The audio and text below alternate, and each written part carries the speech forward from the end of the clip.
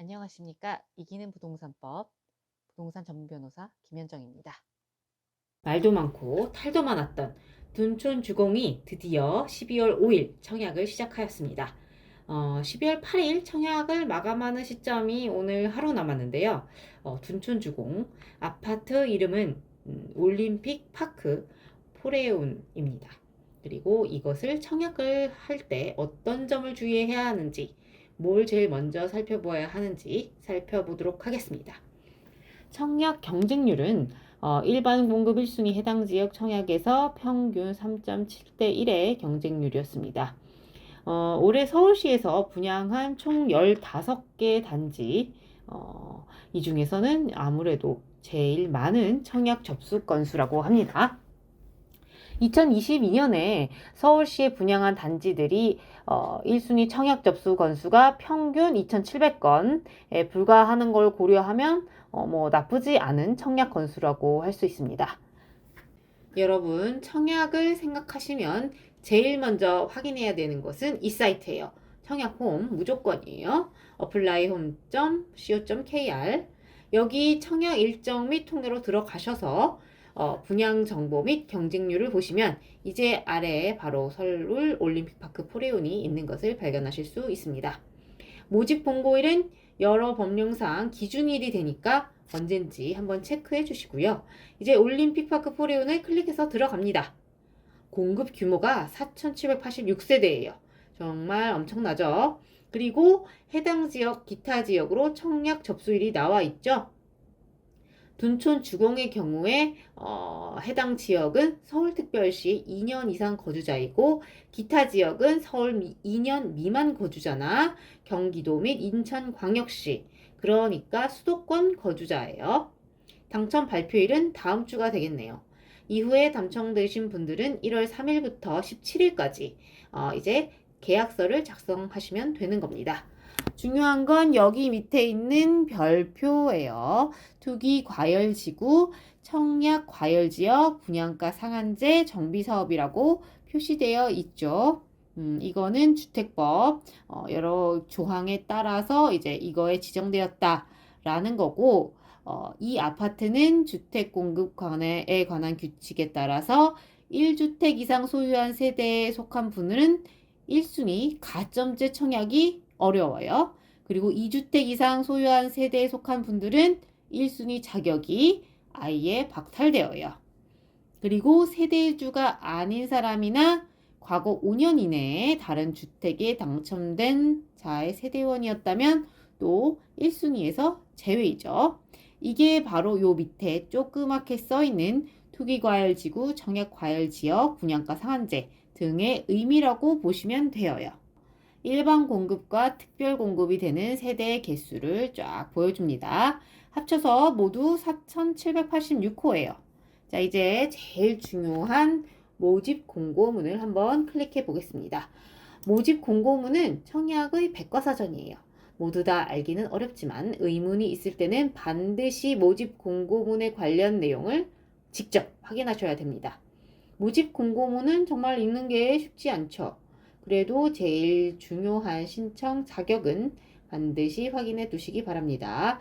그리고 청약 신청 시에 필요한 인증서 종류 확인해 보시고 이를 반드시 미리 갖춰 두세요. 청약 당일날 당황하지 않으셔야 되니까 공인인증서의 종류도 확인해 두시고요. 그리고 여기 보시면 전매 제한 기간도 반드시 확인하시고 전매 금지 규정을 확인하는 것도 필요합니다. 둔촌주공의 경우에는 이제 투기과열 지구에 속해서 공급하는 분양가 상한제 적용 주택이에요. 그래서 주택법에 따라서 입주자로 선정된 날, 그러니까 당첨자 발표일인 다음 주 12월 25일부터 8년간 전매가 금지됩니다. 전매가 금지된다는 것의 의미는 되팔 수 없다는 것은 물론이고 입주 시에 타인에게 전세를 줄 수도 없고 최초 입주 가능일로부터 2년간 실거주만 가능하게 됩니다. 자, 이제 앞에서 둔촌주공 아파트 청약을 보시면서 청약 시 주의해야 할 점을 알아보도록 하겠습니다. 우선은 제일 중요한 것은 앞서 말씀드렸듯이 반드시 청약홈과 아파트 공식 사이트를 기준으로 해서 정보를 얻으세요. 네이버나 구글 창에 이 아파트의 이름을 쳐본다 해서 나오는 정보가 그것의 공식적인 입장이냐? 그건 아닐 수 있거든요. 그러니까 반드시 청약홈이나 아파트의 공식 사이트, 모집 공고문을 기준으로 해서 정보를 얻으시는 게 좋습니다. 공부도 교과서를 중심으로 선생님이 말씀해 주시는 것을 위주로 공부해야 시험을 잘 보지 않습니까? 청약홈과 아파트들의 청약 관련 공식 홈페이지는 청약과 청약 계약에 있어서 알파와 오메가인 백과사전인 교과서입니다. 그리고 기본적인 내용 외에 세부적인 것들을 알고 싶다 라고 하시면 이 사이트들에 나와 있는 입주자 공고문을 보세요. 법적인 분쟁이 발생하면 반드시 이 공식 홈페이지의 입주자 모집 공고문을 기준으로 해서 판단하게 됩니다.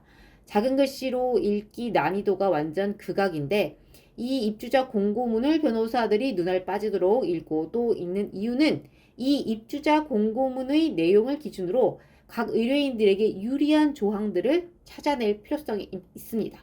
그 얘기는 이 입주자 공고문이 법적인 내용을 판단하는 데 있어서 기준이 된다는 말이겠죠?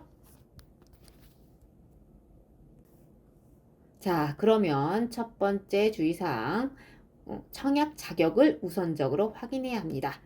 서울 사는데 얼마나 거주했는지 전입신고를 기준으로 확인해 두세요. 이거가 아주 기본적인 것 같은데 막상 전입신고를 언제 했는지 기억하지 못하시는 분들도 종종 계십니다. 그리고 미성년자 만 19세죠. 민법상 미성년은 만 19세 기준입니다. 미성년자들은 청약을 할 수 없습니다.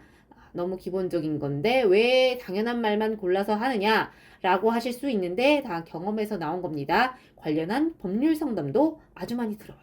그렇지만 이것과 관련해서 법률 상담이 아무리 많이 쏟아져도 변호사들이 할 수 있는 건 없어요. 어쩔 수 없어요. 법률에 정확하게 규정되어 있는 것은 따르시는 게 좋습니다. 그리고 두 번째는 대출 기준, 전매 기준을 정확하게 파악하라는 겁니다. 둔촌주공은 8년 전매 제한에 2년 실거주 요건이 들어가죠. 전용 면적 84제곱미터는 중도금 대출도 어려워요. 그렇지만 입주 시에는 잔금 대출은 가능하고요. 대출과 전매 요건은 실질적으로 같이 확인해 보아야 자기 현재 자산 능력을 파악하는 데 도움이 되고 또 대출 가능 여부와 전매 기준 등을 청약하기 전에 확인하셔야 나중에 문제가 안 생기기 때문에 이걸 반드시 확인을 하셔야 됩니다. 이것도 다 모집 공고문에 있어요. 모집 공고문에 깨알같이 주택법 몇 조 몇 항이나 주택 공급에 관한 규칙 몇 조 이렇게 적어두지 않습니까? 그러한 법령들에서 이미 청약 1순위자 조건이라든가 토기과열지구, 청약과열지역, 관계 법령에 규정된 개인의 주택 소유 대출 유무, 분양권 소유 유무 이런 거에 따라서 중도금 대출이 상이한 것을 좀 추측할 수 있어요. 그리고 마지막으로 청약 시 유의해야 할 점으로는 불법적인 알선이나 중개 관련한 거래는 절대 하지 마시라는 겁니다. 이게 생각보다 많고 변호사들도 이러한 종류의 법적인 상담을 많이 받아요. 이게 문제가 되는 것은 이런 것은 이제 형사 처벌 대상이 된다는 겁니다. 그러니까 징역, 벌금, 처벌의 대상이에요. 그래서 청약 통장을 거래하자 이런 유혹이 있더라 하더라도 이런 거래를 하시면 형사 처벌의 대상이 되기 때문에 반드시 이를 유념하셔야 됩니다.